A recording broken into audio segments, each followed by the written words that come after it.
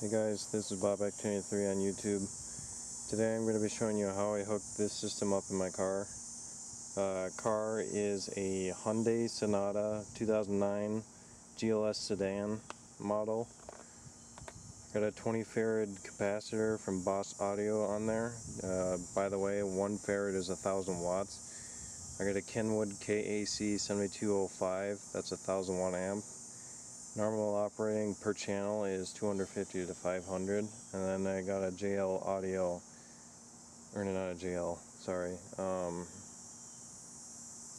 what is it? I think it might be, I don't know. I'll put the specs of it in the description of my YouTube video here. So yeah, there might be several parts of the video, I don't know yet, so yeah. Alright, well, sorry about my stupid dog barking. Anyways, here's a battery. As you can see, I got an aftermarket clamp here, just so the thing would hold on better, because I wasn't getting enough contact with the stock. And that's the stock style right there. As you can see, it's really flimsy and icky. The fuse is right down there. It's a 40 amp or something like that, and then I have it going down through the firewall down in there. So yeah.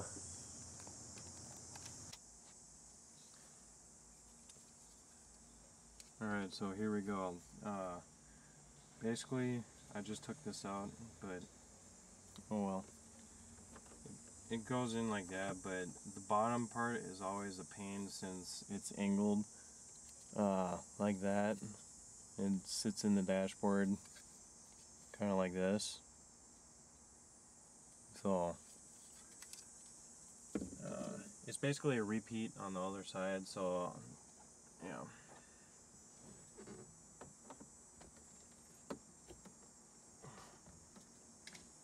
Sorry if my big head is blocking the camera here, but yeah. It's just basically the opposite direction, so I'll just skip it. Alright, so here's the dashboard setup. So as you can see, I got the stock radio with it and everything. I also installed a switch on the remote lead wire down here, so I can turn the subsystem off when I want to while driving. As you can see, it's right there.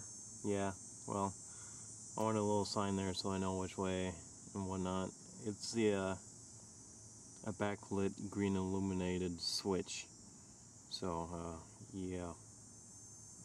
Now let's see if I can get the upper panel there. Yeah, that's the charger cord. I'm just making sure I got room for it. Alright. So there's the OBD adapter there. As you can see there, it's the switch connection. There it goes up. There's the power cord for my amp. As you can see, it goes there. That cord that goes up there, that's the cord that goes to my amp for the audio signal. And as you can see, the remote lead. Let's see if I can get my camera up in there. Yeah, okay. Well, you know what? I'll do it the simple way. Where I have that remote lead connected up is the ignition, and when it's in the on position, it will send power through that cord to the remote lead connection on the capacitor and the amp. So yeah. So there's the radio. As you can see, it's stock. So yeah, that's where my camera will be sitting when I take the dashboard apart. To be simple, I'll just show you what parts I'm going to be taking apart here.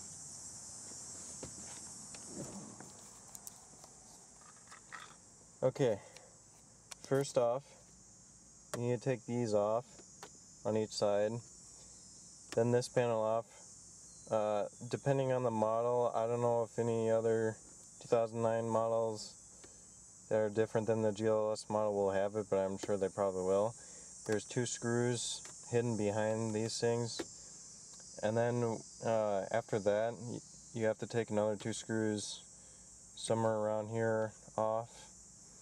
This whole unit around the radio is one big unit. The clock and the AC. By the way, don't drive with this thing out. Why? Because this also has the sensors for the what is it called? The airbags. I found that out because a warning light came on. So yeah. And as you can see, I got my dash cam cord coming out through the vent because I made a little hole back there. Anyways, here we go. I'm going to go ahead and start taking it apart.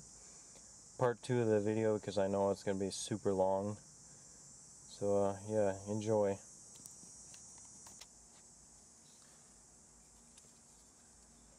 Alright, so here we go. Basically, I just took this out, but oh well.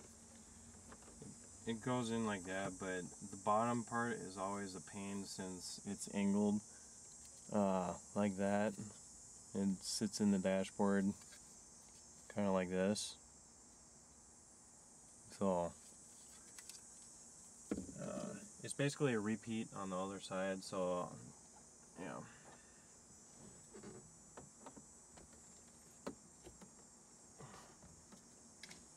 Sorry if my big head is blocking the camera here, but yeah. It's just basically the opposite direction, so I'll just skip it. Okay, driver's side. Let's see if it will get in there, through there. Now I've done it several times, it's just I'm using a really crappy flathead screwdriver. Otherwise, if you use like a solid one that doesn't change out, get it right off. So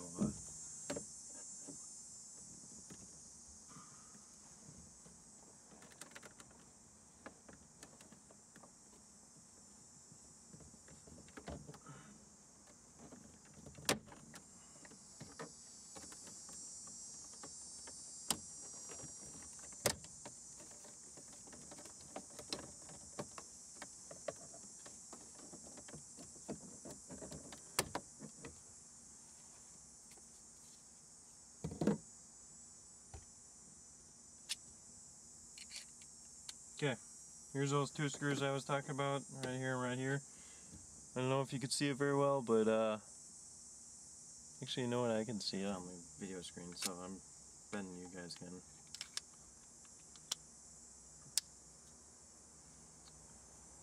Be very careful when you're working with those screws, because they could drop right in there and you'll lose them forever.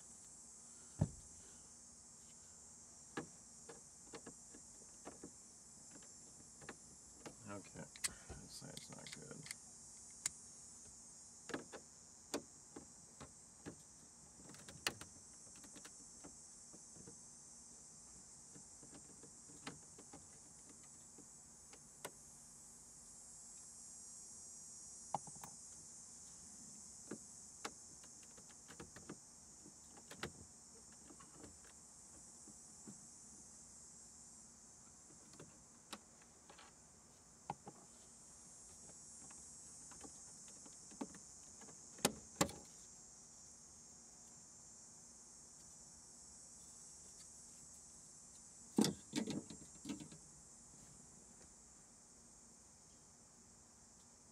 Okay, you know what? Maybe there's not... Those 2 screws I said there's a second part to it. Those are the same exact screws that hold in that other piece that I just pulled out. So what you want to do is switch over to flathead.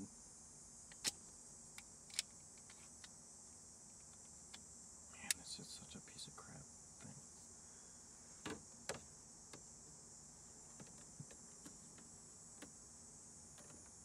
Now, of course, to be safe, you want to turn off the battery power, but I did not do that.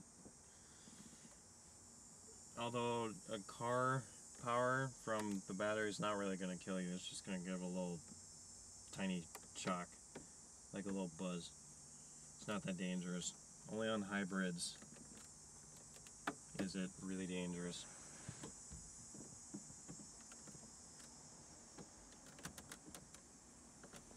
Okay, where I have the screwdriver is right next to the screw hole. What you want to do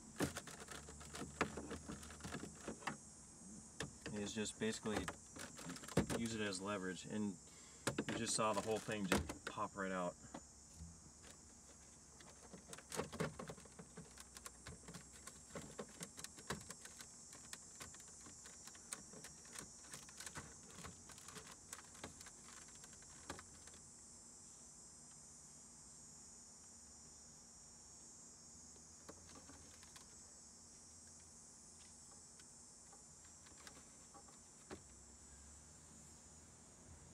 Now I'm going to take the camera out of the tripod just so you can see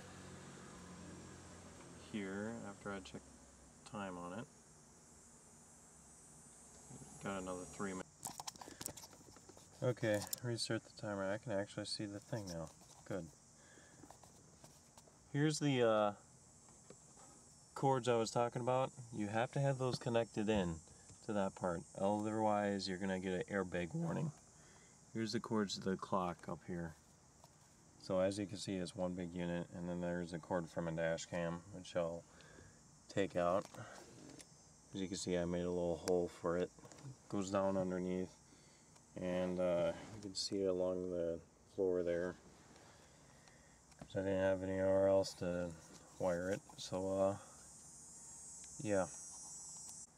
Okay, now it's going to take me a little while to disconnect the cords just because there's such a pain. Yeah. First I gotta do something here on my phone. Reset the timer. Start. 13 minutes. 15-minute limit on my channel, so yeah. Alright.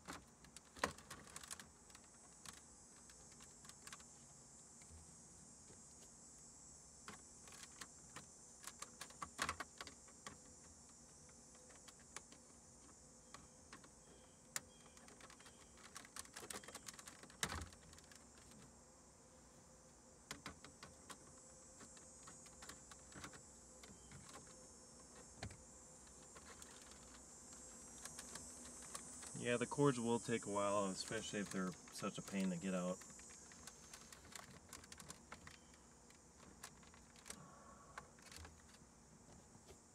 I'm going to switch over to the passenger side. Okay, so now that disconnected, we have to disconnect the little AC unit down here. This is such a pain.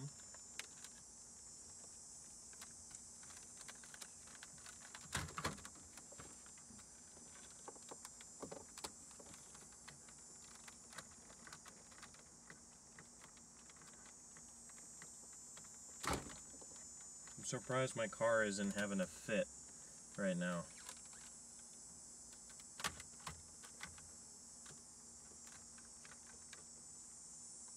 Okay, well, I'm going to have to take my dash cam cord out because there's just no other way I'll be able to get this thing out of the way completely.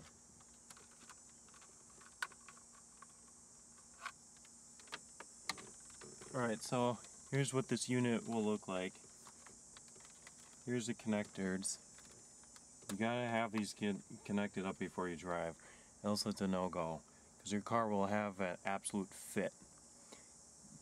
Both passenger bag lights will be on, and this, well, it's a clock. You can always reset it. But yeah, I might actually just smooth that out or something. I don't know. Anyways. What I normally do is when I'm working on it and I have my ways of getting it out of the way, I usually put it here just because. Here's the radio unit itself. It looks like it has a little cage that you can use to pull it out. So I can put an aftermarket in there.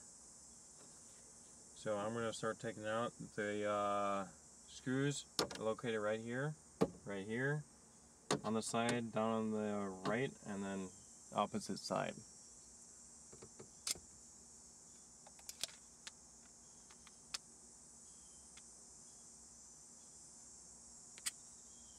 For these, you might want to use a smaller screwdriver, just depending on what type it is. Yeah, a smaller screwdriver. You just want to make sure you push against it because otherwise they're going to strip. Now that white cord that you see underneath the AZ vent, that's my XM radio cord, and I damaged it while taking it out. By the way, if you're going to be working with this radio, that XM cord is absolute just like stubborn to get out of the back of the radio, unless you know how to get it out good.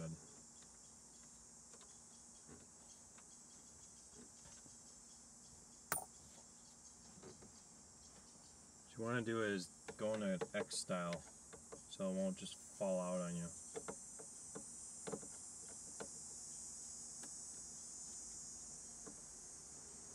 Now these top screws can be a real pain in the neck to get out.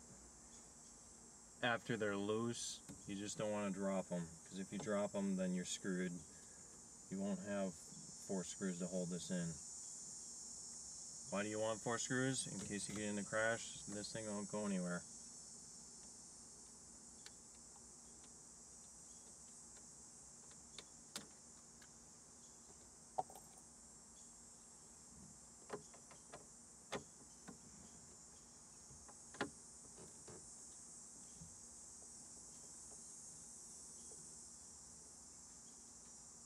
Now what you're going to see is a bunch of cords in there and some sort of exhaust pipe. I don't know why they got in there, but I'm assuming that's probably the heater or something.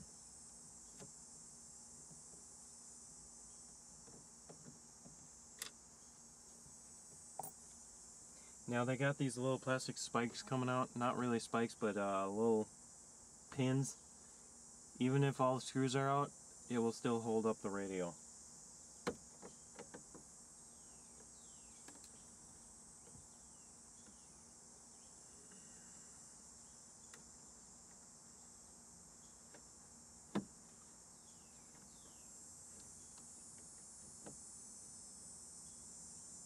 I'm thinking that once I get my next car, which I'll put up on YouTube, I don't know, that might be another 10 years or so.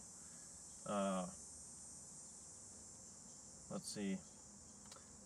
I'm gonna replace the speakers and radio and put a subsystem in it, because after listening to this thing, I will never go back.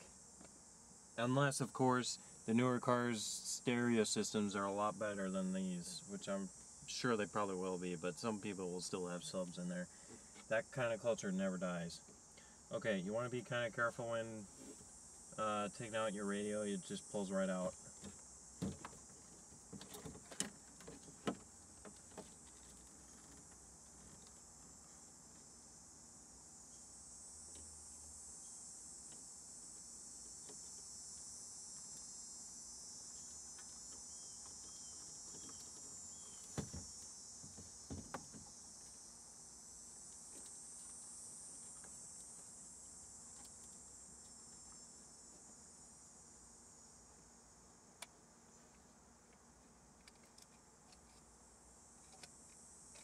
Now the way I have my amplifier set up is I have it on the front right and front left channel.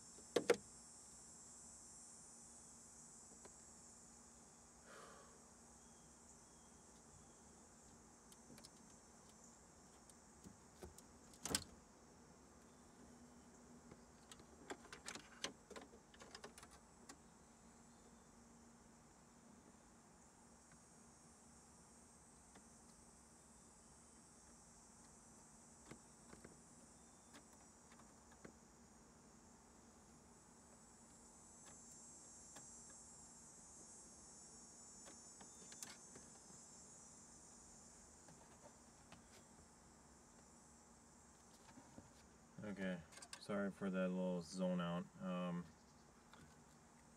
Yeah, I'll just start a new part. Yeah, this top cord can be a real problem sometimes.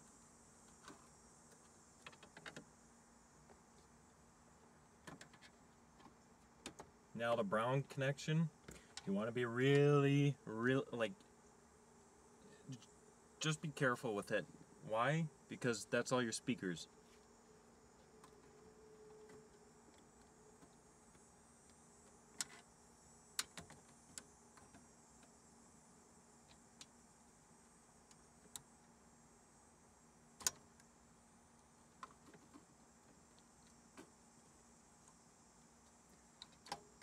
Now ground, if there's no cable for it, ground it to the radio unit itself, like on the metal body, like you see on this part right here.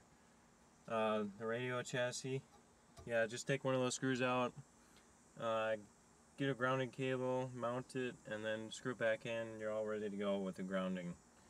The reason why is because mine was buzzing, and yeah, because I did it myself, I didn't know about that. Now it works fine, like it should.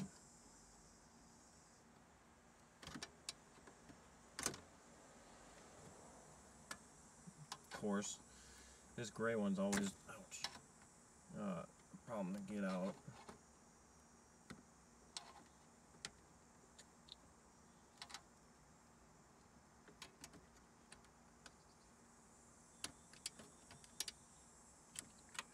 Alright.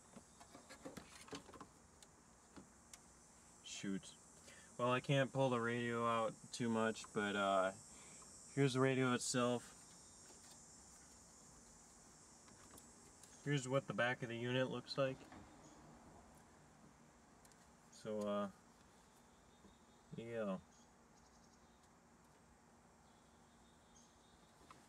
Now I got a line out converter.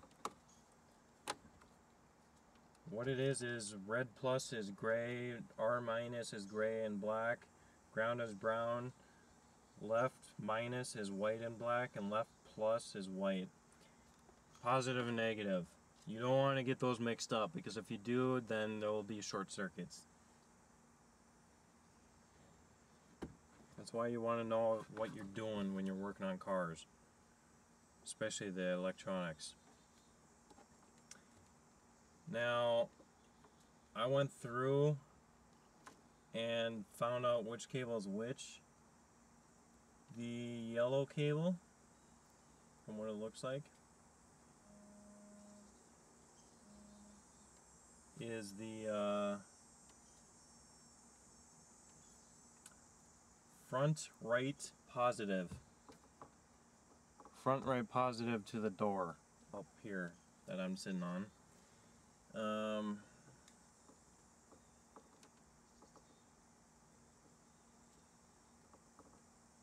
Front right minus is orange and blue.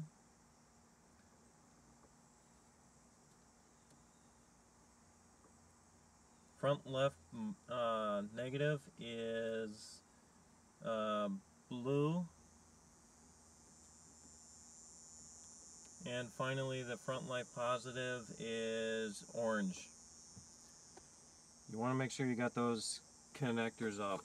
And on here, I got a True Connect TCL00, or no, sorry, TCL as in Tango Charlie Lima Oscar Charlie 2. That's TCLOC2. Have the gain all the way up, and of course the audio cables. So that's how you take apart your Sonata's dashboard to get to the radio. Now I'll make a second video of how to put it all back together, since I need to put it back in there.